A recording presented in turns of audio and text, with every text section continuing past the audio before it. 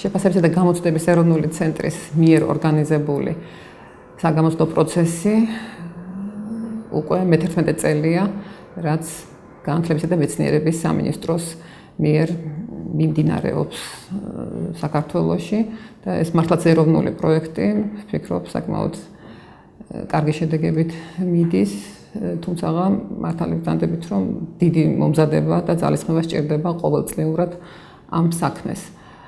სამზადისი გორის მესამე საჯარო სკოლაში, რომელიც ამილახვარის ქუჩის 26 ნომერში მდებარეობს, უკვე მერვე წელია გორში მიდის, იმიტომ რომ მანამდე სხვა სკოლა იყო შერჩეული და უკვე ტრადიციულად იქცა საგულდაგულოდ მოწყობა სექტორებისა საგამოცდო ცენტრში, აღჭურვა იმ ინვენტარით, რაც შეესაბამება საგამოცდო ცენტრის თანაბარ პირობებში გამოცდების თანაბარ პირობებში ჩატარებას.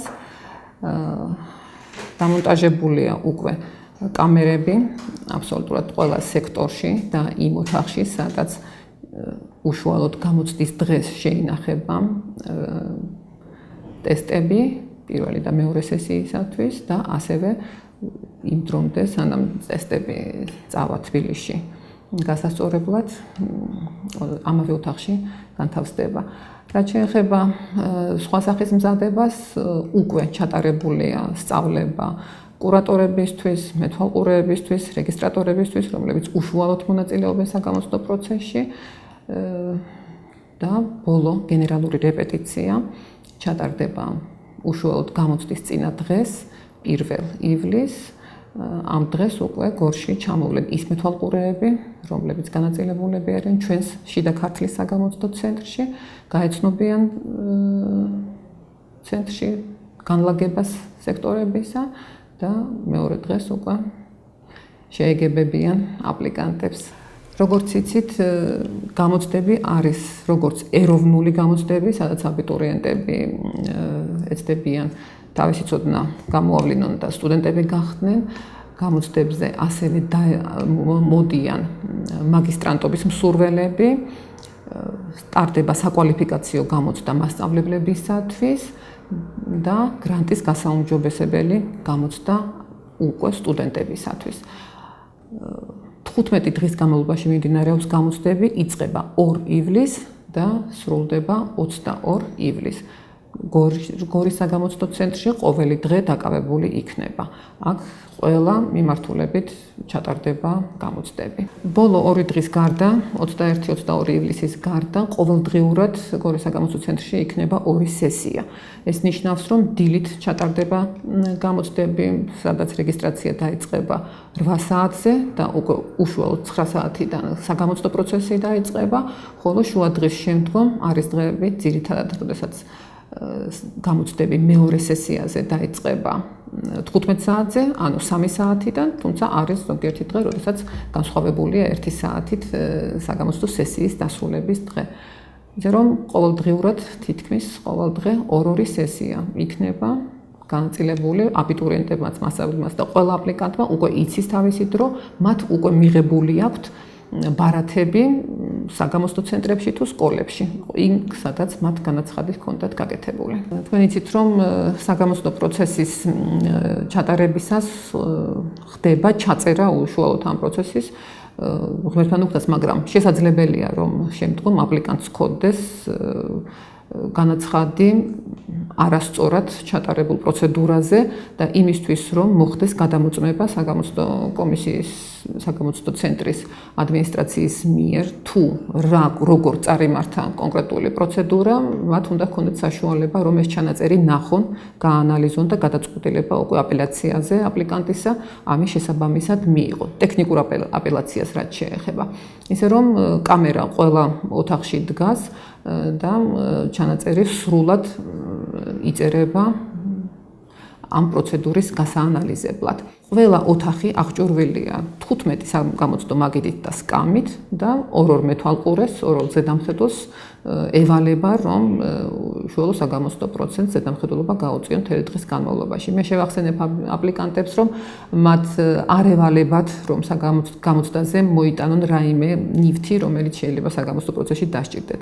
ან კალამი, ან ფურცელი, ეს მათ საგამოცდო ცენტრში არ ესაჭიროებათ, თან უნდა იქონიონ საგამოცდო ბარათი მოსაწვევი, პირადობის დამადასტურებელი მოწმობა, შეუძლიათ თან იქონიონ პლასტმასის ბოთლით სასმელი წყალი და პირადი ნივთები, ხელსახოცი, ისე რომ ყველა სხვა თვალსაზრისით ღმერთთან უქნას ვინმეს რაიმე მედიკამენტი დასჭირდეს, საგამოცდო ცენტრში ამისი უზრუნველყოფა იქნება, ექიმები იქნებიან, სამედიცინო ბრიგადა მობილიზებული იქნება, სახანძრო სამსახურს უკვე შემოწმებული აქვს ცენტრი, ისე რომ მთელი საზოგადოება ჩართულია მათთვის კომფორტული გარემოს შექმნისათვის. იმედია ყველა ჯანმრთელად იქნება და შეძლებს თავის დროზე ჩააბაროს გამოცდები. თუ მოხდა ისე, რომ საგამოცდო ცენტრში გახდა ექიმის დახმარება საჭირო, საგამოცდო ცენტრს ყავს ექიმები და ისინი მოემსახურებიან, ასევე როგორც გითხარით, სასწრაფო დახმარების ბრიგადა იქნება საგამოცდო ცენტრის ეზოში მუდმივად და მათაც შეუძლიათ აღმოუჩინონ.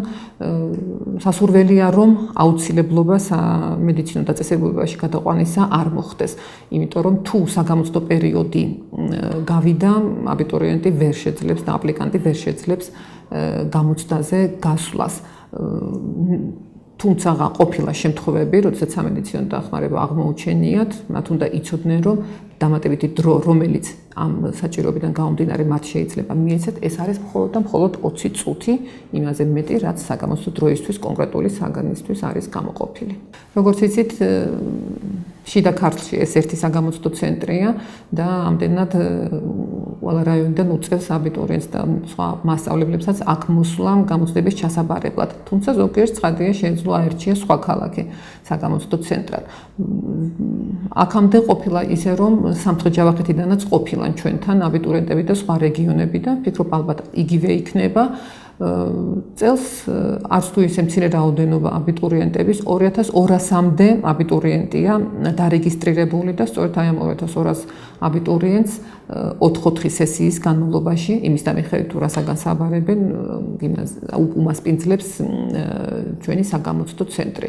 გამოცდები ქართული ენით იწყება და შემდგომ უკვე ზოგადი უნარებით გაგრძელდება განრიგის შესაფერისად. მეთვალყურეობის მხრივ ვიტყვი, რომ გამკაცრებულია მოთხოვნები უშუალოდ კურატორ მეთვალყურის მიმართ, მათი შეფასებაც მიმდინარეობს, იქიდან გამომდინარე, რომ საჭიროება ამისა არის საომალო შეფასებისთვის, ისე რომ ფასდება არა მარტო აბიტურიენტი, არამედ მისი მეთვალყურეც.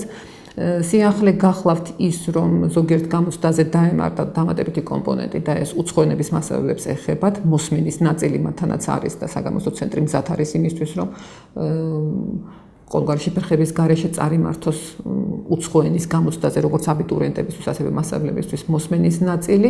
ახალი საგამოცდო ნაწილიც გამოცდაც შესთავაზეს აბიტურიენტებს არჩევით საგნებში სამოქალაქო განათლებაა მიმატებული და აბიტურიენტებს ბუნებრივი არჩეული აქვთ უკვე ეს საგანი და კიდევ ერთი წელს პირველად საქართველოში ტარდება გამოცდა ინფორმაციული ტექნოლოგიებისა და საინფორმაციო სისტემის მასწავლებლებისათვის, რომლებიც სკოლაში ასწავლიან ამ საგანს.